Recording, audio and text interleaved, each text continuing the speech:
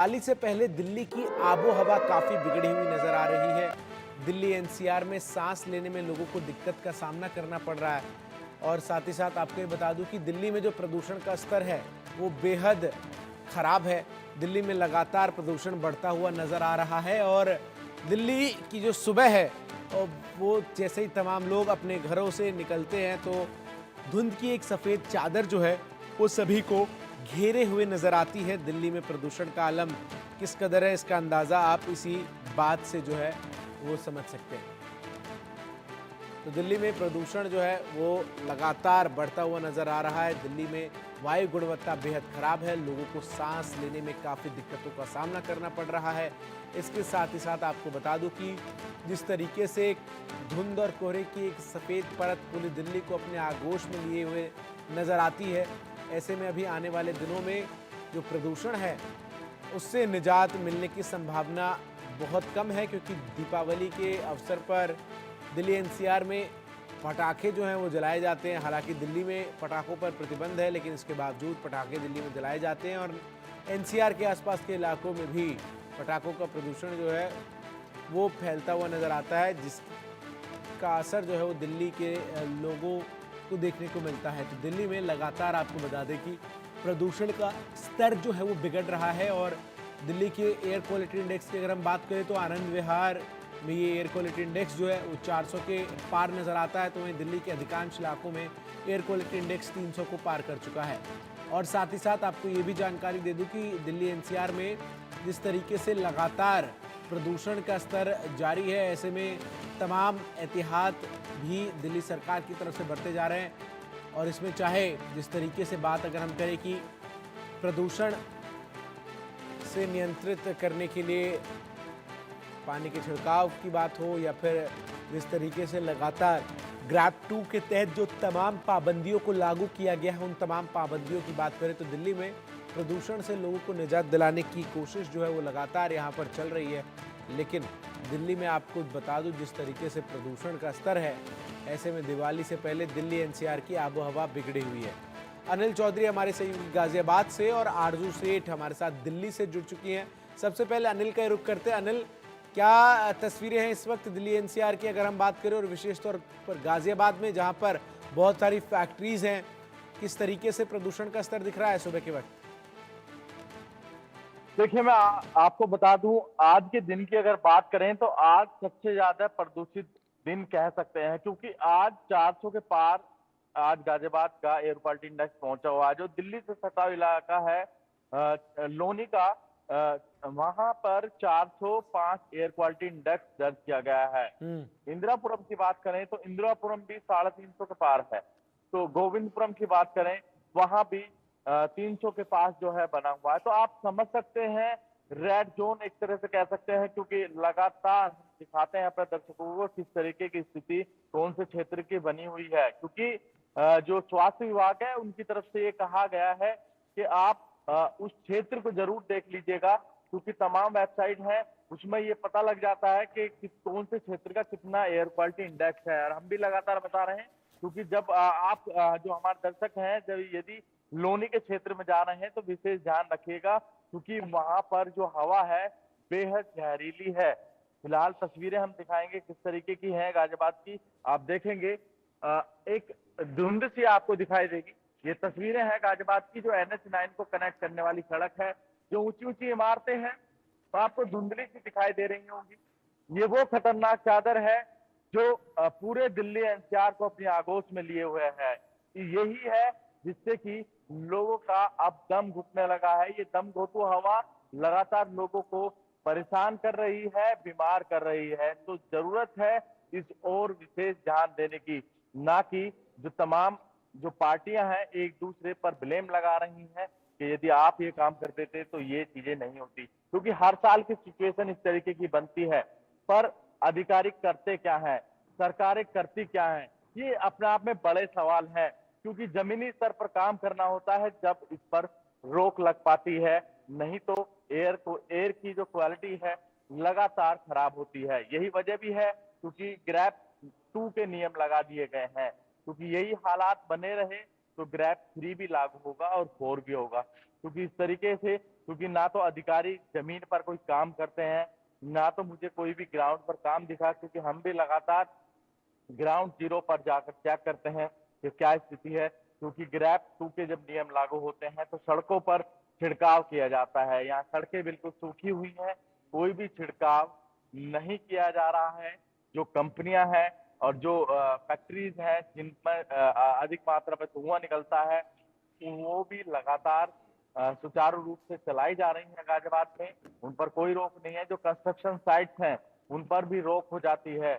यदि काम कर रहे हैं तो कपड़ा लगाने की जरूरत होती है, पर तमाम कंस्ट्रक्शन की साइट्स हैं वो लगातार धड़ल्ले से चल रही है। यही वजह है लगातार ये दम घोटू हवा जो हमारा आसपास का वातावरण है बेहद खराब श्रेणी में दर्ज किया जा रहा है। बिल्कुल अनिल, तो गाजियाबाद में एयर क्वालिटी इंडेक्स 400 पार कर चुका है। अनिल चौधरी हमारे सहयोगी जानकारी दे रहे। तो वहीं दिल्ली में क्या स्थिति है ये जानने के लिए आरजू सेठ का रुख करते हैं। आरजू, दिल्ली एनसीआर में जिस तरीके से प्रदूषण का स्तर बीते 1-1.5 हफ्ते से बढ़ा है, ऐसे में आज सुबह क्या कुछ तस्वीरें आप देख पा रही हैं? और चूंकि आप ग्राउंड से रिपोर्ट करती है, तो ऐसे में आपको किन परेशानियों का सामना करना पड़ता है इस बढ़े हुए प्रदूषण के कारण, ये भी जरूर बताइए। जी बिल्कुल चंदन, देखिए बात करें तो लगातार दिल्ली की हवा जिस तरीके से प्रदूषित हो रही है, वो अब ये हवा जो है वो दम घोंटू बन चुकी है और काफी ज्यादा हैवी जो है वो सांस लेने में फील हो रहा है। यहाँ पर अगर तस्वीरें भी आपको दिखाएं तो साफ तौर पर आज देखा जा सकता है काफी ज्यादा धुंध जो है वो देखी जा रही है। आसपास की चाहे बिल्डिंग की बात कर ले तो जो ऊंची बिल्डिंग है वो भी नजर नहीं आ रही है। और दिनों से काफी ज्यादा आज जो कोहरा कह सकते हैं, फॉग कह सकते हैं, स्मॉग कह सकते हैं, वो देखने को मिल रहा है। वहीं अगर ओवरऑल दिल्ली की एक्यूआई की बात करें तो आज दिल्ली का ओवरऑल एक्यूआई जो है वो 352 दर्ज किया गया है, जो कि वेरी पुअर कैटेगरी में आता है। वहीं ऐसे भी जगह है जैसे आनंद विहार, अलीपुर, रोहिणी, जनकपुरी, वहां पर एक्यूआई जो है वो 400 के पार दर्ज किया गया है। और लगातार हम लोग जो है डेटा के एनालिसिस के थ्रू समझ रहे हैं, डेटा के थ्रू समझ रहे हैं आखिर किस तरीके से हालात जो है वो पहले से बदल रहे हैं और हालात बिगड़ रहे हैं। तो लगातार हम देख रहे हैं जो रेड जोन वाले एरियाज होते थे वो लगातार, जैसे अगर पहले की बात करें तो 2 होते थे तो 4 हो गए, वो जो 4 होते थे वो 8 हो गए। तो लगातार जो रेड जोन वाले एरिया है उनकी संख्या बढ़ती जा रही है। सिर्फ जो हॉटस्पॉट चिन्हित किए हैं सरकार ने वही नहीं, बल्कि उनके अलावा भी कई ऐसी जगहें हैं जहां पर एक्यूआई काफी ज्यादा दर्ज किया जा रहा है। इसका साफ ये मतलब है कि अब जो है पूरी ही हवा दिल्ली की जो है काफी ज्यादा नुकसानदायक हो गई है। क्योंकि अगर बात करें तो लगातार मंत्री गोपाल राय, उनसे भी हमारी बातचीत हो रही है और वो भी यही कह रहे हैं कि आने वाले दिनों में हालात जो है वो थोड़े और बिगड़ सकते हैं। क्योंकि अभी जो स्टबल बर्निंग है, जो पराली जलाने के केसेस हैं वो कम है, लेकिन आने वाले समय में वो भी हो सकता है बढ़ जाए, जिसकी वजह से वहां का धुआं जब दिल्ली आएगा तो और ज्यादा प्रदूषण जो है वो बढ़ने के आसार हैं। वहीं लगातार टेम्परेचर की बात करें तो टेम्परेचर भी नीचे ही जाएगा। आज की भी बात करें तो आज सुबह के वक्त ठंडा महसूस हो रहा है, तो लगातार टेम्परेचर नीचा जाएगा। हवा की विंड की स्पीड है वो कम होगी, जिसकी वजह से प्रदूषण में और बढ़ोतरी देखने को मिल सकती है। आरजू, ये भी बताइए, जिस तरीके से हमने देखा कि कल एक बड़ी बैठक हुई जिसमें केंद्रीय कृषि मंत्री, केंद्रीय पर्यावरण मंत्री और दिल्ली के साथ साथ उत्तर प्रदेश और पंजाब के कृषि मंत्री और हरियाणा के कृषि मंत्री बैठक में शामिल हुए।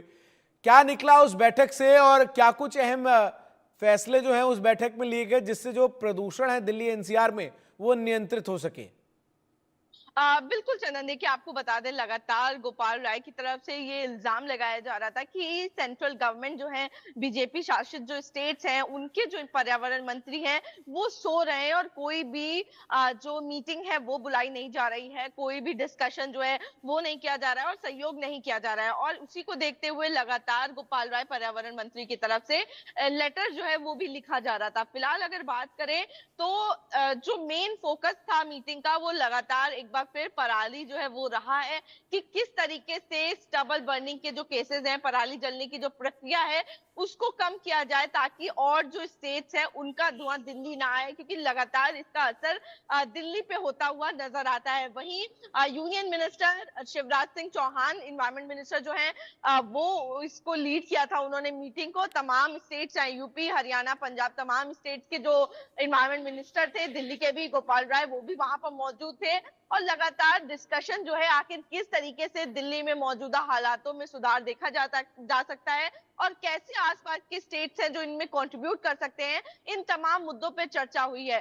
फिलहाल देखना होगा इसका क्या असर निकल के सामने आता है, क्योंकि लगातार यही नहीं बल्कि गोपाल राय आर्टिफिशियल रेन की भी उन्होंने बात की है। तो देखना होगा कि क्या आने वाले बिल्कुल, समय किस में बैठक में दिल्ली जो में फैसले लिए गए क्या वो वास्तविक तौर पर लागू हो पाते हैं नहीं, ये देखना अहम होगा।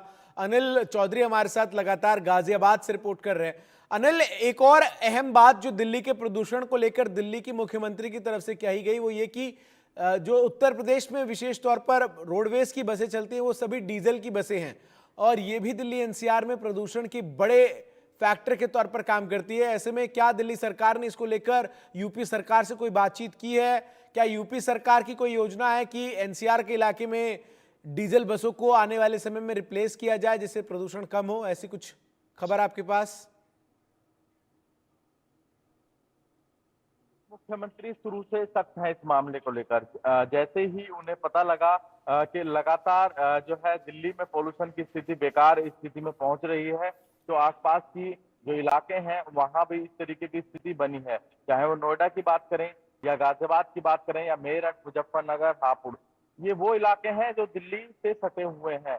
तो हालात यहीं पर ज्यादा खराब हुए हैं। इसको लेकर उनकी तरफ से बैठकें की गई और साफ आदेश दिए गए अधिकारियों को। जो जिलाधिकारी हैं जिले के, उनको कहा गया कि आप पहले तो किसानों से बात करेंगे, क्योंकि पराली की लगातार घटनाएं सामने आई। तो इसको लेकर ये बोला गया कि पराली की एक भी घटना क्षेत्र में नहीं होनी चाहिए और उन किसानों से मिलना है और उनका निस्तारण करना है। उनकी जो पराली की समस्या है उसका निस्तारण आप खुद करेंगे। इस तरीके की बातें पहले से ही मुख्यमंत्री द्वारा कह दी गई है और यहाँ पर कोई भी इस तरीके की घटना पराली की नहीं दिखी है। तो इस पर पूरा एक्शन लेने की तैयारी है और साथ ही जो एआरटीओ विभाग है उनको भी साफ तौर पे कह दिया गया है, जो परिवहन विभाग है उनको कहा गया है कि आप ऐसे वाहनों को चिन्हित करेंगे जो ज्यादा से ज्यादा पोल्यूशन फैला रहे हैं, उनको जब्त करने की जो काम है वो भी अब लगातार चल रहा है, क्योंकि ग्रैब के नियम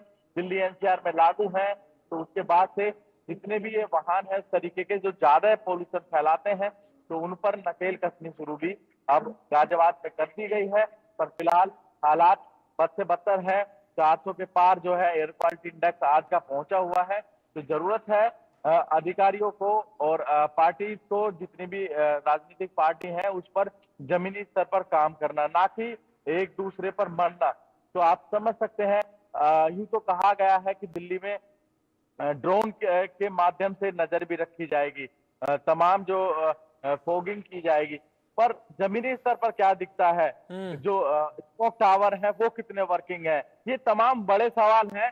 और इन्हीं सवालों के जवाब जो है वो ना केवल दिल्ली सरकार बल्कि उत्तर प्रदेश की सरकार, पंजाब और हरियाणा सभी को मिल बैठकर जो है वो निकालना होगा, तभी दिल्ली एनसीआर में जो प्रदूषण है उससे लोगों को निजात मिल पाएगी। बहुत बहुत शुक्रिया आरजू आपका और अनिल आपका हमारे साथ जुड़कर तमाम तस्वीरें दिल्ली एनसीआर में प्रदूषण से जुड़ी हम